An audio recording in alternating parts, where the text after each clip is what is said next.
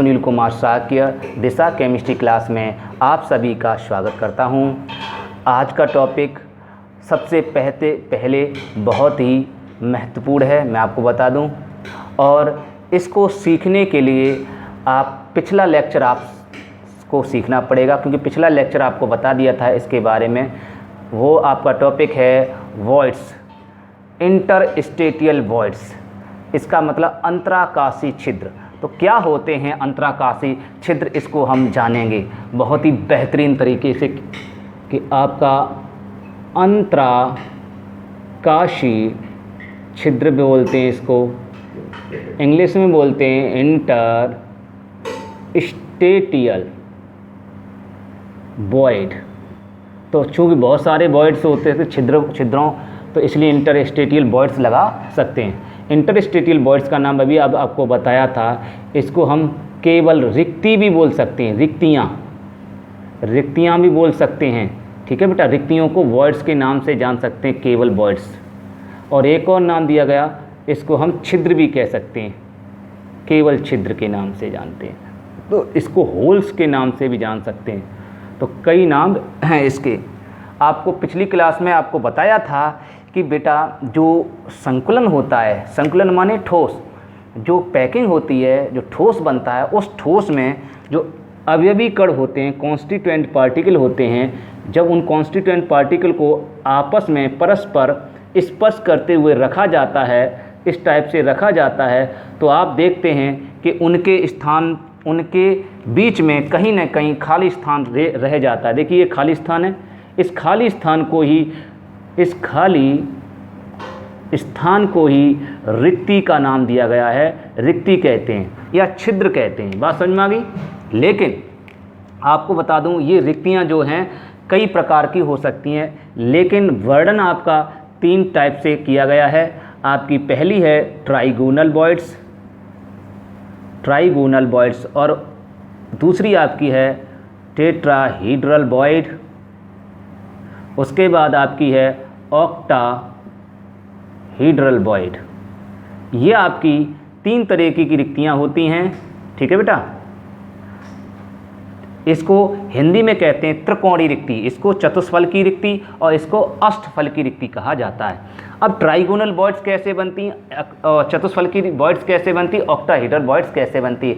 आप अगर बहुत अच्छा आपको सीखना है, सबसे बेस्ट तरीके से सीखना है, तो आपको इससे पिछला वाला लेक्चर आपको सीखना पड़ेगा, क्योंकि उस लेक्चर में आपको बहुत अच्छी प्रकार से हमने समझाने का प्रयास किया है। उसमें एनिमेशन के थ्रू भी आपको समझाने का प्रयास किया है, उसमें छिद्र को बनता हुआ आप देख लेंगे, इसलिए इससे पिछला लेक्चर सीख लेंगे। लेकिन आज के लेक्चर में इनको हम डिफ़ाइन करना सिखाएंगे, इनकी डेफिनेशन कैसे लिखेंगे। अगर एग्ज़ाम में आता है कि ट्राइगोनल वॉइड्स क्या होती हैं, उसको कैसे डिफ़ाइन करेंगे, कैसे लिखेंगे, वो हम आज की क्लास में जानेंगे।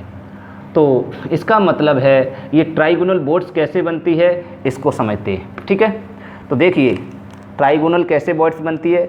जब ये 3 गोले, जैसे ये मान लीजिए गोले, मान लीजिए, चलो ये गोले नहीं मानते, चलिए मैं आपको प्रैक्टिकल करके दिखाते हैं। ये मान लीजिए आप देख रहे हैं, ये आपका गोला है, ये भी आपका गोला है, ये गोले हैं। ये गोले एक ही तल में रख दें, ये तल एक है, एक ही तल में, इनको एक ही तल में गोलों को रख देते हैं। ये एक ही तल में गोले रख दिए। एक ही तल में जब गोले आप रख देंगे इस टाइप से, तो आप देखेंगे कि इनके केंद्र पर एक रिक्ति आपको दिखाई देगी। देखिए, आप आराम से देखिए, ये देखिए, आपको यहाँ पर आपको रिक्ति आपको दिखाई दे रही होगी। ये 3 कोने वाली आपको 3 कोने वाली रिक्ति दिखाई दे रही होगी, इसी को हम त्रिकोणीय रिक्ति कहते हैं।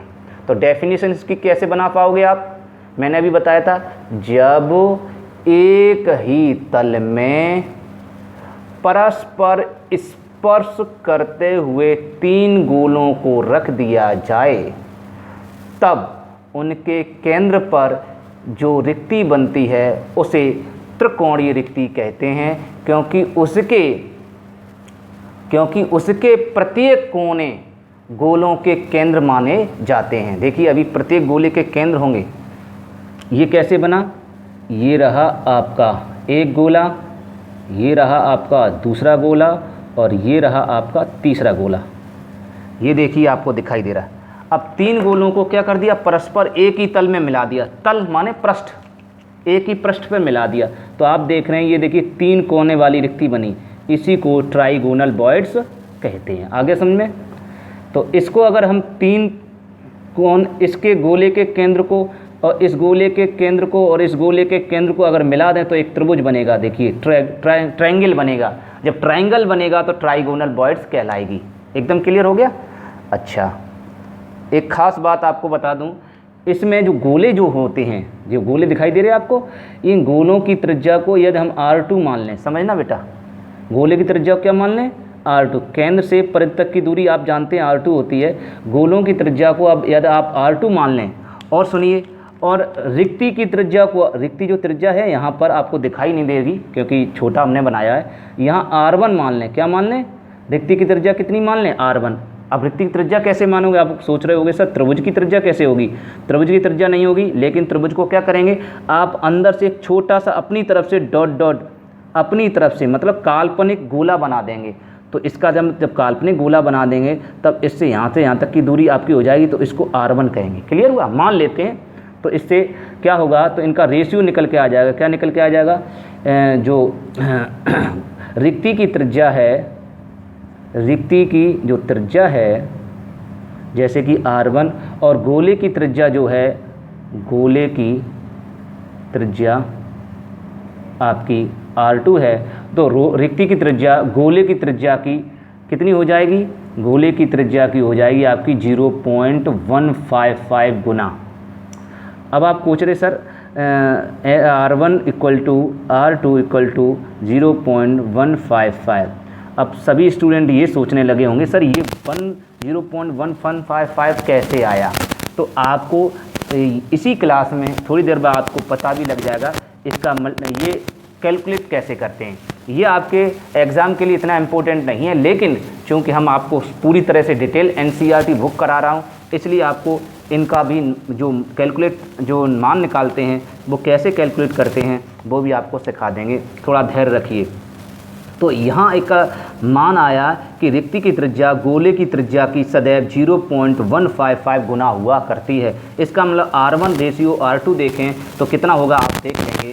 R1 अनुपात R2 का मान जो होगा, R1 रेशियो R2 अगर निकालें तो आप देखेंगे 0.155 रेशियो 1 आएगा। एकदम क्लियर हो गया? ये जानकारी होनी चाहिए, ये कंपटीशन के लिए ज़्यादा इंपॉर्टेंट है, आपके बोर्ड एग्जाम के लिए इंपॉर्टेंट नहीं है। कंपटीशन जैसे IIT नीट करते हो आप कभी, तो ये चीज़ है। अच्छा, एक बात और होगी, एक बात और बता दूं, इस रिक्ति की कोऑर्डिनेशन नंबर कितनी होगी, समन्वय संख्या जिसको हम उपसह संयोजन संख्या कहते हैं, वो कितनी होगी? देखिए इस रिक्ति, ये रिक्ति रही, ये रिक्ति कितने गोलों को टच कर रही है? ये रिक्ति जो है आपकी अंदर वाली जो रिक्ति है वो कितने गोलों को स्पर्श कर रही है? ये रिक्ति जो दिखाइए, ये रिक्ति जो है इस गोले को स्पर्श कर रही है, एक इस गोले को स्पर्श कर रही है, इस गोले को स्पर्श कर रही है। इसका मतलब इस रिक्ति की कोऑर्डिनेशन नंबर कितनी होगी? 3 होगी। तो ये समन्वय संख्या ऑब्जेक्टिव में आपका बोर्ड एग्जाम में पूछ सकता है कि त्रिकोणीय रिक्ति की या त्रिकोणीय वॉइड्स की जो कोऑर्डिनेशन नंबर होती है वो कितनी होती है। तो इतनी आसानी से आप सीख सकते हैं, कोई दिक्कत नहीं है। अब सुनिए, अब बात करते हैं टेट्राहीड्रल वॉइड। तो टेट्राहीड्रल वॉइड कैसे बनती है? सुनिए, इसी एक ही तल में 3 गोले रख दिए आपने, अब इसके ऊपर दूसरी परत और रखते जा रहे हैं, दूसरी परत का गोला रख दे रहे हैं। ये देखिए दूसरी परत का गोला रख दिया, ये देखिए ऐसे दूसरी परत का गोला ऊपर से रख देंगे, तब उनके केंद्र पर जो रिक्ति बनेगी उसको हम टेट्राहीड्रल वॉइड कहेंगे। अब आप कह रहे हैं सर ये ट्राइगोनल वॉइड्स कैसे बन गया? क्योंकि सर ये देखिए मैं बता रहा हूँ, ये गोला आपने रख दिया, ये गोला रखा हुआ है ऐसे। अब आप कहोगे सर ये अंदर नहीं दिखाई देगी। यस, जब गोला ऊपर से रखोगे, ऊपर से अगर देखोगे तो अगर आप ऊपर से गोले को इस टाइप से देखोगे तो आपको अंदर वाली रिक्ति नहीं दिखाई देगी। अगर साइड से देखोगे तो अंदर वाली रिक्ति किस टाइप की दिखाई देगी? देखिए हम आपको समझाने का प्रयास कर रहे हैं, आप समझने का प्रयास करेंगे। देखिए कैसी दिखाई देगी। देखिए, क्या आप देख पा रहे हैं? ये गोले एक ही तल में रखे हुए हैं, देख रहे हैं? ये त्रिकोणीय रिक्ति है। इस त्रिकोणीय रिक्ति को हम कवर्ड कर रहे हैं किसके द्वारा? दूसरी परत के एक गोले द्वारा। ये रहा दूसरी परत और दूसरी परत का एक गोला ऐसे रख दिया। देखिए, अब आप इस इधर से सामने से देखें तो आपको ये वो रिक्ति नहीं दिखाई देगी। दिखाई देगी नहीं, लेकिन इस सामने से ना देख के ऐसे झुका दें, अब आपको दिखाई देगा। देखिए अब आपको दिखाई दे रही होगी थोड़ा थोड़ा, तो ये आपकी इस टाइप की रिक्ति है, इसको टेट्राहीड्रल बॉडी कहते हैं। आपको कहीं ना कहीं जरूर दिख रही होगी, ठीक है। इस टाइप से आप देखेंगे तो ये इस टाइप की दिखेगी। अब आपको थोड़ा सा चित्र भी बना देते हैं। इस टाइप की इसकी रिक्ति होगी, तो आपका देखेंगे ये रिक्ति किस टाइप से बनती है। इसका मतलब अंदर वाला गोले को हमने केंद्र मान लिया, यहाँ अंदर रिक्ति है, उस रिक्ति को केंद्र मान लिया। इस गोले के केंद्र को यहाँ पर केंद्र आ गया, इस गोले को केंद्र को यहाँ तक मिला दिया, ऐसे मिला दिया। फिर इस रिक्ति के केंद्र से इस गोले के केंद्र ले लिया, इस रिक्ति के केंद्र से गोले का केंद्र ले लिया, ऐसा आ गया।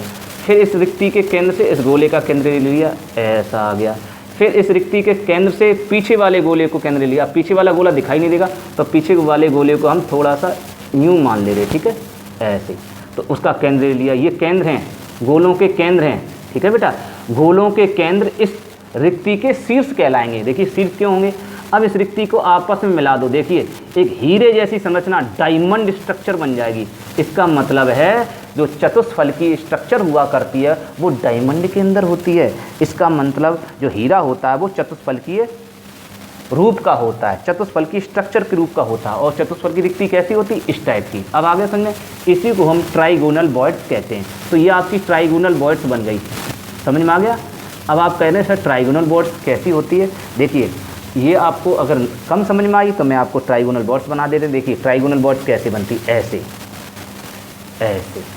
ठीक है बेटा, ऐसे। ये ट्राइगोनल बॉइड्स होते हैं। इनके यहाँ से यहाँ तक की जो लेंथ कोण होता है, एंगल होता है, वो 109 डिग्री 28 मिनट का होता है, जो समान रहता है। यहाँ से यहाँ तक 109 डिग्री 28 मिनट, यहाँ से यहाँ तक 109 degree 28 minute, 109 degree 28 minute, 109 degree. हर एंगल आपका 109 डिग्री 28 मिनट का होता है। आप कहीं से भी देखिए, कहीं से भी आप देखेंगे 109 डिग्री 28 मिनट का होगा। अब इनको आपस में मिला दो, ऐसे इसको मिला देंगे, इसको मिला देंगे, तो इस टाइप का हीरा आपने देखा भी होगा। ऐसा वो स्ट्रक्चर आपकी टेट्राहीड्रल बॉइड कहलाती है। एकदम क्लियर हो गया। मैं आपको हर संभव प्रयास कर रहा हूँ समझाने का, बेहतरीन से बेहतरीन। तो इसका मतलब इस गोले के, जिस रिक्ति के जो शीर्ष हैं, शीर्ष माने जो सिर हैं, शीर्ष हैं, वो इस रिक्ति के शीर्ष गोलों के केंद्र कहलाते हैं। देखिए कौन गोलों के केंद्र हैं, ये गोलों के केंद्र हैं इस रिक्ति के शीर्ष। लेकिन ये गोले आपस में चिपके हुए हैं, ठीक है। यहाँ थोड़ा फैला के दिखा दिया, वरना आपको दिखाई नहीं देता। तो ये हो गई आपकी टेट्राबॉइड्स।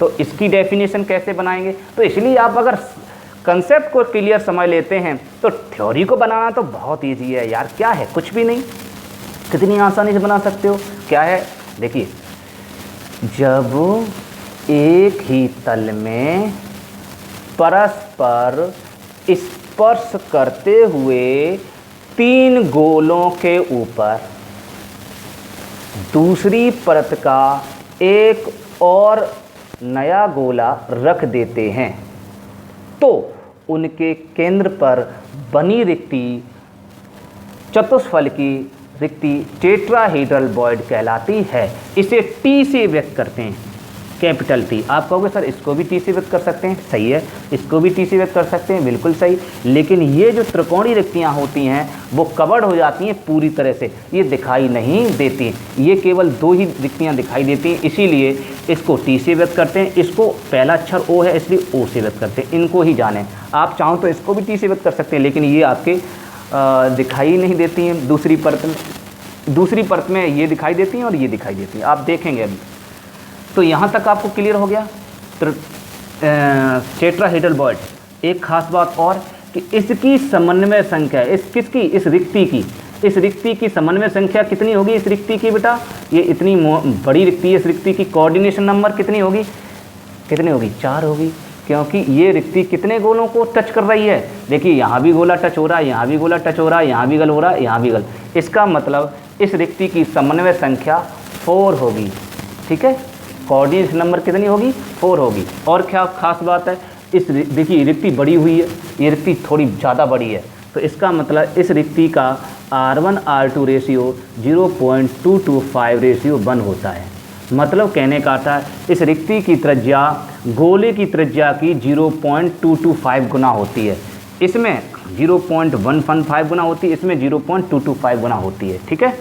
बात समझ आ गई। इसका मतलब ये रिक्ति बड़ी है, तो इसका मतलब सबसे छोटी रिक्तियाँ कौन सी होती हैं? त्रिकोणीय रिक्तियाँ। उससे बड़ी रिक्ति कौन सी होती है? चतुष्फलकी रिक्ति। इसीलिए चतुष्फलकी रिक्तियों की संख्या गोलों की संख्या की सदैव 2 गुनी होती है, ये याद रखेंगे। हाँ, इसमें त्रिकोणीय रिक्तियों की संख्या गोलों की संख्या की 8 गुनी होती है। इसमें चतुष्फलकी रिक्तियों की संख्या, ये भी न्यूमेरिकल के लिए याद रखें, नहीं तो आपको न्यूमेरिकल में बड़ा मज़ा आएगा न्यूमेरिकल सीखने में। चतुष्फलकीय जो रिक्ति होती हैं, उस रिक्ति की जो संख्या होती है, चतुष्फलकी रिक्ति की संख्या 2 गुणा गोलों की संख्या, गोलों की संख्या, मतलब गोलों की संख्या की डबल होती है।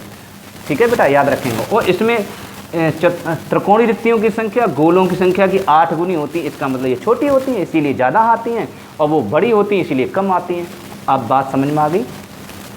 चलिए अब बात करते हैं ऑक्टाहेड्रल वॉइड। अब ऑक्टाहेड्रल वॉइड कैसे बनती है ये सीख लीजिए।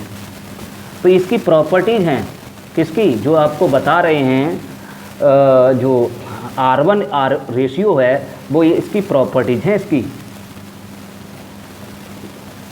तो याद रखेंगे, ये आपकी कंपटीशन के लिए आ सकता है। और बाई चांस आपके यूपी बोर्ड में वो बोर्ड एग्ज़ाम में आ जाए, UP board, Bihar board, CBSE board किसी में आ जाए, तो हम आपको ये कैलकुलेट करना भी अभी सिखाएंगे, थोड़ा धैर्य रखिए। अब अष्टफलकी कैसे बनती है सुनिए।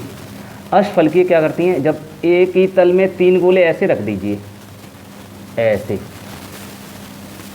रख दिए ऐसे। अब क्या करें, मतलब आपको ऐसे समझ में कम आएगा, तो ऐसे समझ लीजिए ये 3 गोले हैं। देखिए फर्स्ट गोला ये नीचे की ओर है तो ये नीचे की ओर बना दिया, दूसरा तीसरा, ये 3 गोले हैं, लेकिन ये आपस में टच हैं, स्पर्श हैं बेटा, ऐसे स्पर्श हैं। लेकिन हम आपको यहाँ स्पर्श कर अगर दिखा देंगे तो आपको मतलब स्ट्रक्चर नहीं समझा पाएंगे। तो अभी मान लीजिए ये थोड़े फैले हुए हैं, ठीक है, वैसे स्पर्श होंगे।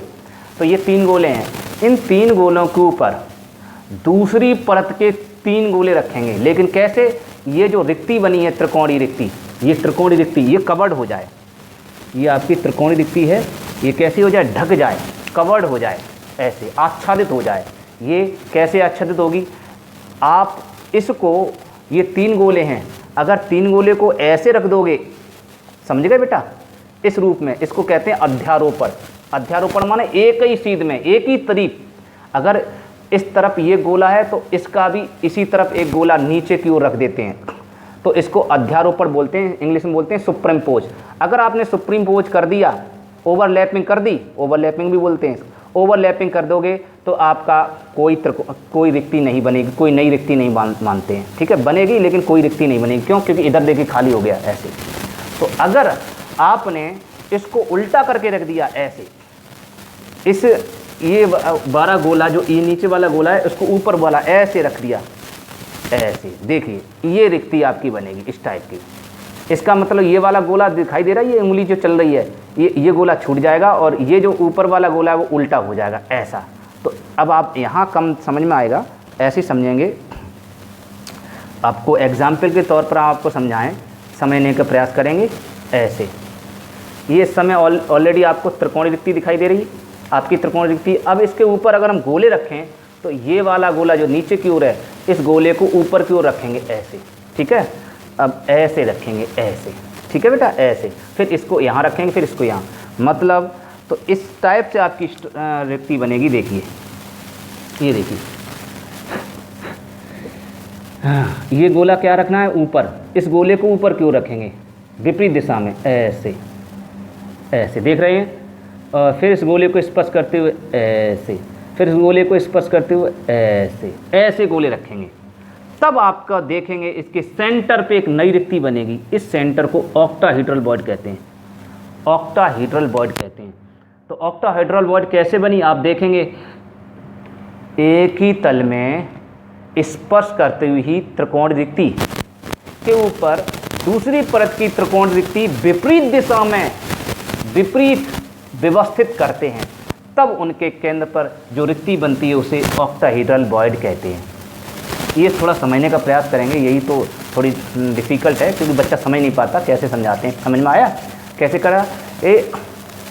जब एक परत की त्रिकोणीय रिक्ति के ऊपर दूसरी परत की त्रिकोणीय रिक्ति विपरीत दिशा में ये अभी दिशा एक जैसी है, एक ही दिशा में, अब उल्टा है, ये विपरीत दिशा। विपरीत दिशा में व्यवस्थित की जाती है, तब उनके केंद्र पर नई रिक्ति का निर्माण होता है, जिसे अष्टफल की रिक्ति कहते हैं, ऑक्टाहेड्रल बॉड कहते हैं। अब आप कहेंगे देखिए ऑक्टाहेड्रल बॉड आपको दिखाई दे रहे हों, तो आपको देखिए बना के आपको दिखा दे रहे हैं। देखिए ऑक्टाहेड्रल बॉड कैसे बनेगी आप देख पा रहे हैं।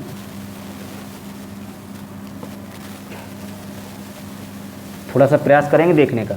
ये आपको ब्लू कलर का दिखाई दे रहा है, ये आपका ब्लू कलर है, ऐसा, ये देखिए ऐसा बना दिया, फिर आपका ऐसा, ये देखिए ऐसा, फिर उसके बाद ये ऐसा, फिर उसके बाद थोड़ा सा वो हो गया ऐसा, ऐसा, और आपका ऊपर ऐसा, एकदम स्टार बन जाएगा ऑटोमेटिक। फिर उसके बाद आपने ये देख रहे हैं ये और ये ऐसे, ये और ये आप देख रहे हैं एकदम स्टार बन गया। तो स्टार में 8 फलक होते हैं। देखिए इसको इस कोने से मिला दो ऐसे, इस कोने को इससे मिला दो, इस कोने को इससे मिला दो, इस कोने को इससे, इससे इसको इससे, तो ये बन गई आपकी ऑक्टाहेड्रल बॉड। तो आपकी ऑक्टाहेड्रल बॉड कैसे बनी? 8 फलकों से बनी। तो इसमें 8 फलक होते हैं। क्लियर हुआ? तो इसमें बताइए एक गोला जो रिक्ति है, ये रिक्ति आपको दिखाई दे रही है, ये रिक्ति है पूरी, ये कितने गोलों को स्पर्श कर रही है? ये रिक्ति है आपकी, ये भी है आपकी, और ये भी आपकी रिक्ति है। ये नीले वाले और ग्रीन वाले ये आपकी ये रिक्तियाँ हैं, ये पूरी रिक्ति है। स्टार वाली जो स्टार दिखाई दे रहा है, ये स्टार ही आपकी रिक्ति है ओनली। अब ये रिक्ति कितने गोलों को स्पर्श कर रही है? देखो इस गोले का शीर्ष, देखिए रिक्ति का तो शीर्ष होता है, लेकिन गोले का केंद्र होता है। इस गोले का केंद्र, इस गोले का केंद्र, इस गोले का केंद्र, इस गोले का केंद्र, इस गोले का, इस गोले का। लेकिन ये गोले आपस में मैंने बताया था स्पर्श हैं, आपको दिखाई नहीं देंगे। तो कितने गोले स्पर्श कर रहे हैं? 6। तो इसका मतलब अष्टफल की रिक्ति की कोऑर्डिनेशन नंबर 6 हुआ करती है, 6। ठीक है बेटा। और इसमें R1 R2 का रेशियो अगर हम बात करें, R1 R2 का अर्थात रिक्ति की त्रिज्या गोले की त्रिज्या की कितनी होगी? 414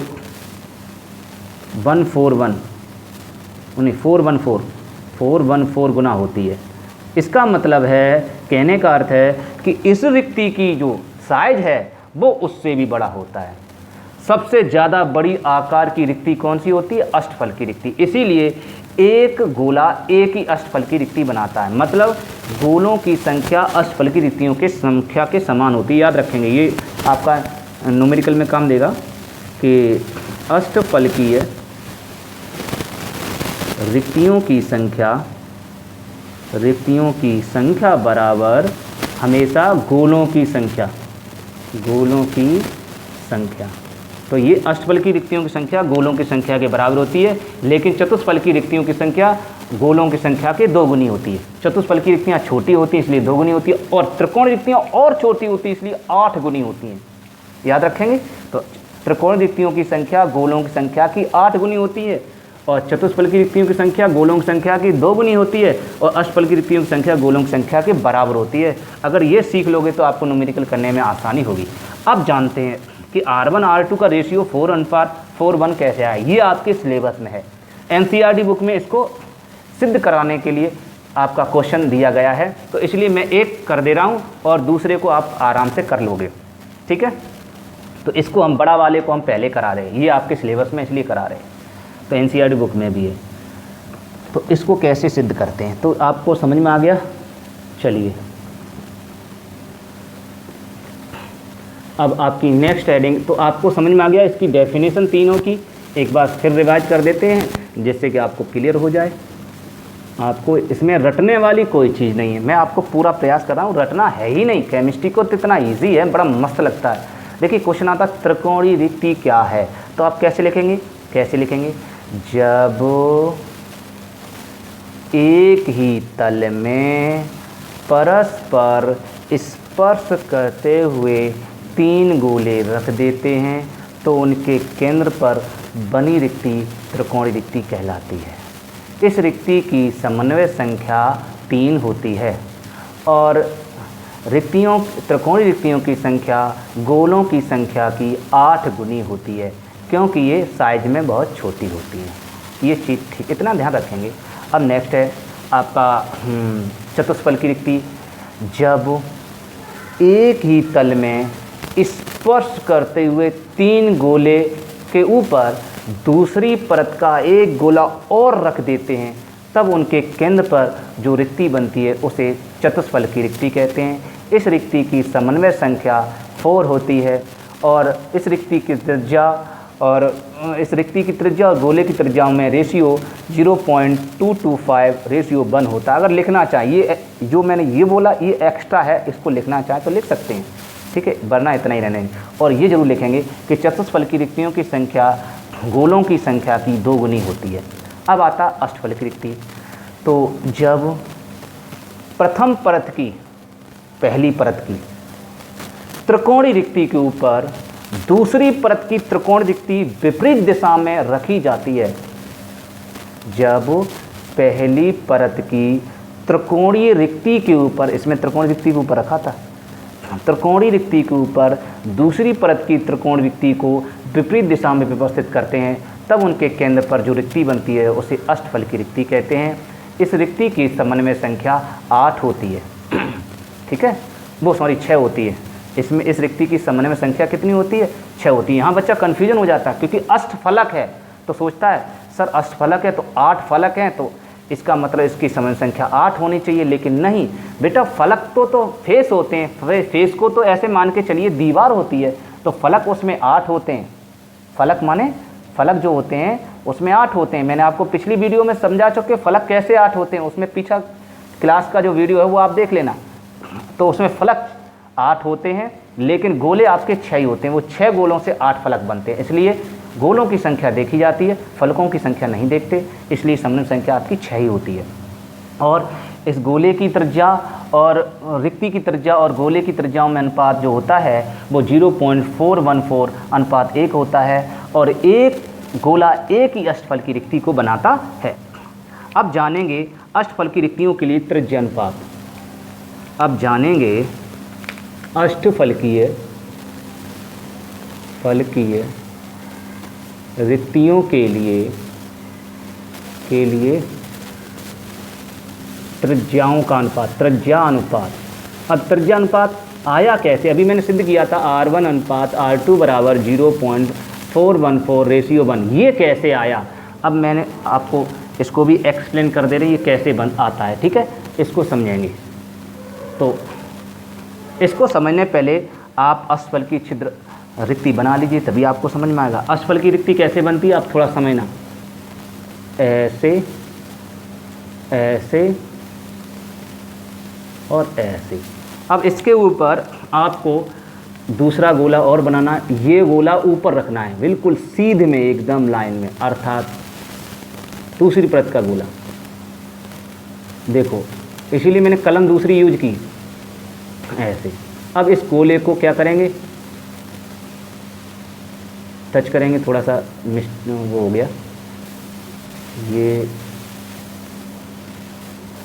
ऐसे ऐसे, ठीक है बेटा, थोड़ा तिरछा वो ऐसा है। प्रकाल से आप बनाएंगे, स्केल से, प्रकाल से, तो आपकी सही बनेगी, एकदम एक्यूरेट बनेगा। इस टाइप सा है, ठीक है। अब आप देख रहे हैं, अगर इसको हम बीच से काट दें, क्यों? क्योंकि हमें रिक्ति की त्रिज्या देखती हैं, तो अगर ऊपर से आप रिक्ति देखोगे तो आप त्रिज्या कैसे निकाल पाओगे? जैसे ऊपर है, ऊपर से ये गोला रखा हुआ है, ये गोला रखा हुआ है, तो आप रिक्ति को कैसे देख पाओगे? नहीं देख पाओगे। तो आपको क्या करना पड़ेगा? ऐसे आपको काटना पड़ेगा बीच से। जब आप बीच से काटेंगे, या बीच से नहीं काटे तो अनुप्रस्थ काट दीजिए, ठीक है, छोटा सा भाग काट दीजिए। अनुप्रस्थ माने होता है छोटा सा भाग।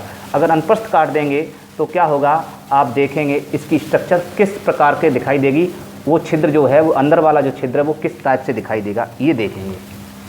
तो इसको हम ऊपर से काटते हैं, तो यदि, अब इसको लिखेंगे कैसे कि यदि अष्टफलकीय छिद्रयुक्त गोलों को ऊपर से काट दें, देखिए ऊपर से काटते हैं तो किस प्रकार से कटता है, ये देखिए आपका ग्रीन गोला, आपको ग्रीन गोले दिखाई दे रहे हैं, ये देखिए ग्रीन गोला, ये देखिए ग्रीन गोला, और आपके ब्लू गोले दिखाई दे रहे हैं, ब्लू वाले। इसका मतलब ये ब्लू वाले गोले यहाँ से ही तो हैं ऐसे, लेकिन आप जब काटेंगे तो आपको इस टाइप से नहीं दिखाई देंगे। आप देखना, आप लोग इस टाइप से दिखाई देंगे, ऐसे ऐसे। ठीक है बेटा, बड़ा छोटा हो गया क्योंकि गोले तो हमने आपको पिछली क्लास में बता दिया, गोले की जो त्रिज्याएं होती हैं सभी गोलों की त्रिज्याएं समान होती हैं, क्योंकि समान आकार के गोले ही लिए क्या जाते हैं, होते ही हैं। परमाणु अणु आयन समान आकार के ही होते हैं एक के अंदर। तो इस प्रकार की अनुपस्थित दिखाई देगी। ये आपकी कैसी है,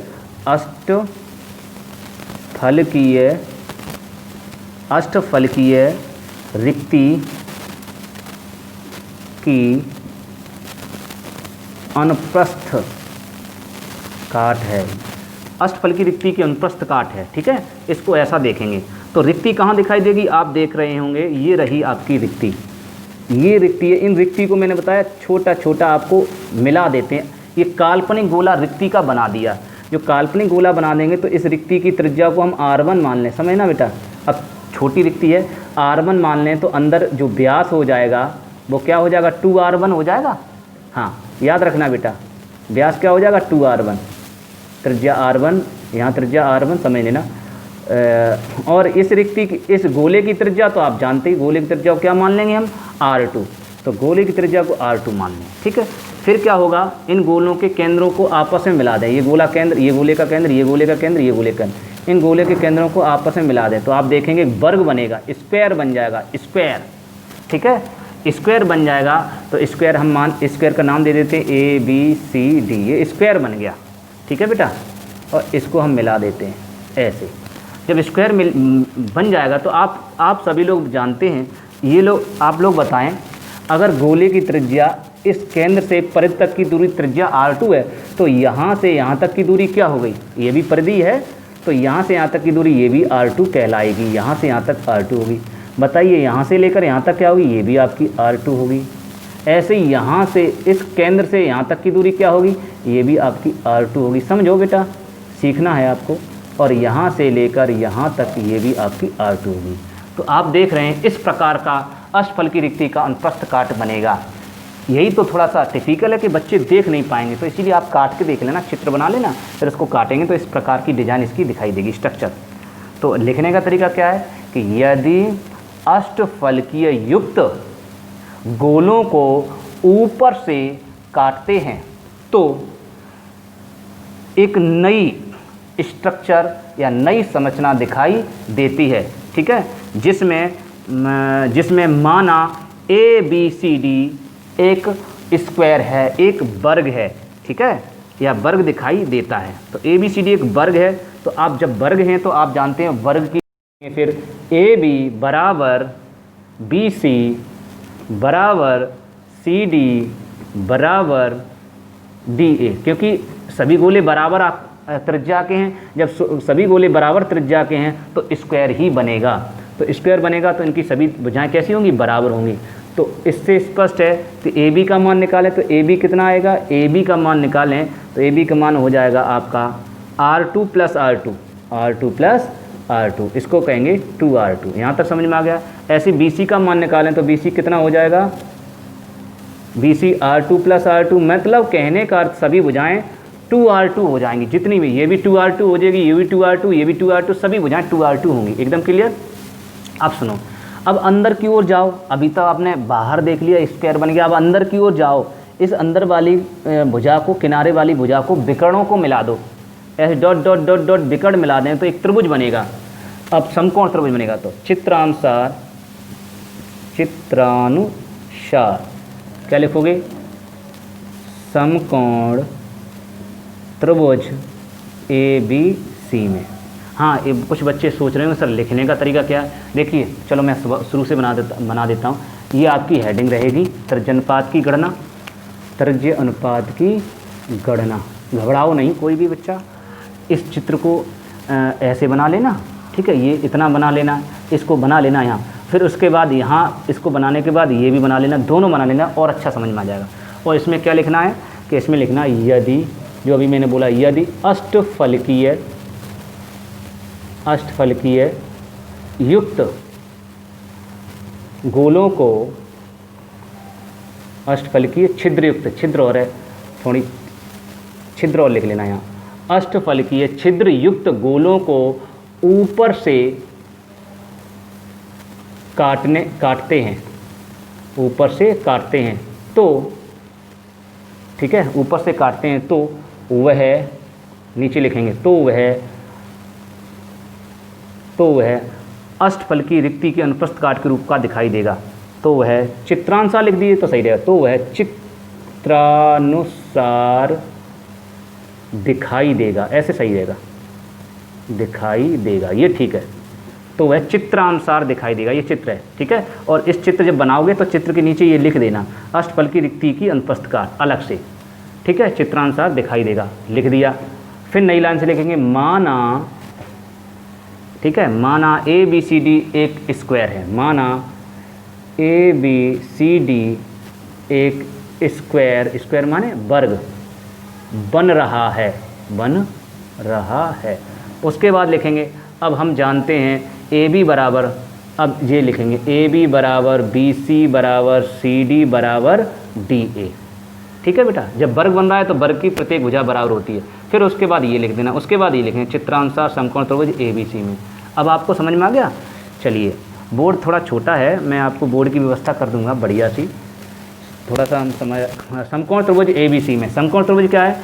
कर्ण का वर्ग, पाइथागोरस प्रमेय चलती है, पाइथागोरस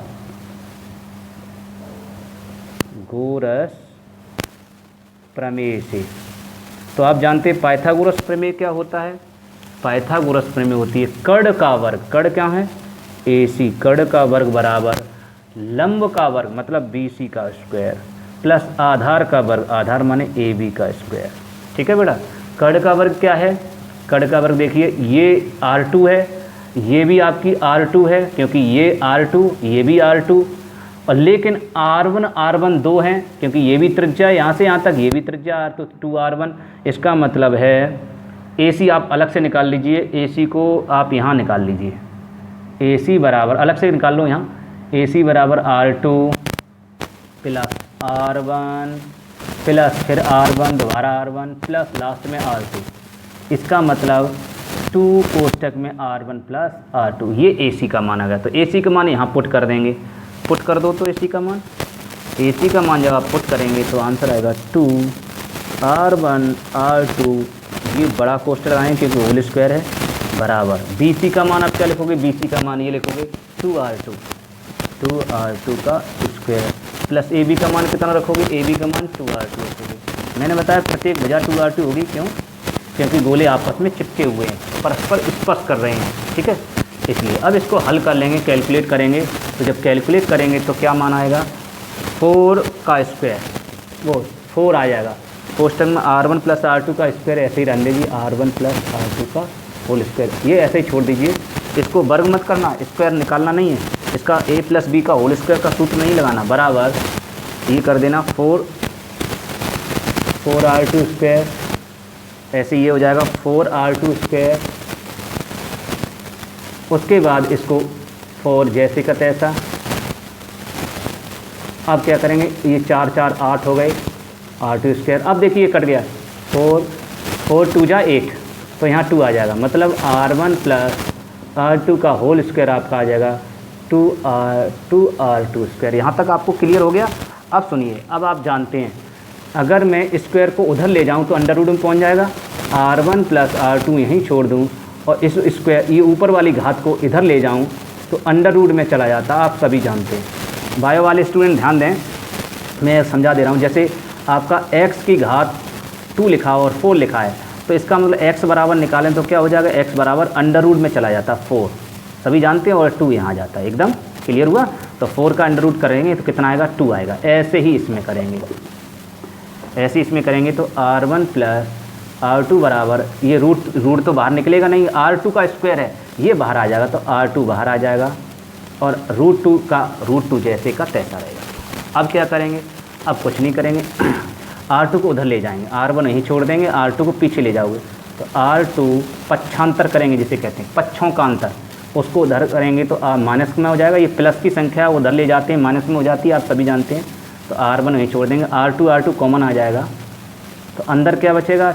2 माइनस 1, यहाँ 1 बनेगा क्योंकि कॉमन का मतलब होता है बेटा भाग देना। अगर R2 आपने बाहर लिया है R2, तो इस R2 का यहाँ भी भाग जाएगा, R2 का यहाँ भी भाग जाता है, तो R2 से R2 कैंसिल, यहाँ 1 आ गया, यहाँ R2 से R2 कैंसिल, यहाँ 1 आ गया, ठीक है बेटा, ऐसे ये कॉमन आ गया, बस आपका एक फॉर्मूला ये बन जाएगा। अब उसी का तरह निकालना चाहते तो कैसे आएगा, R1 बराबर R2, अब इसका मान आप जानते हो 1.414, √2 का मान आप सभी जानते हैं, इसको हल कर लेंगे तो इससे हलेंगे तो R1 बराबर R2, इस 1.414 में से 1 को डिवाइड कर देंगे तो 1 से 1 कैंसिल हो जाएगा, तो आपका क्या बनेगा 0.414। अब आप देख रहे हैं आपका आंसर आ चुका है। इसका मतलब देख रहे हैं कि रिक्ति की त्रिज्या R1 गोले की त्रिज्या R2 की 0.414 गुना पाई जाती है।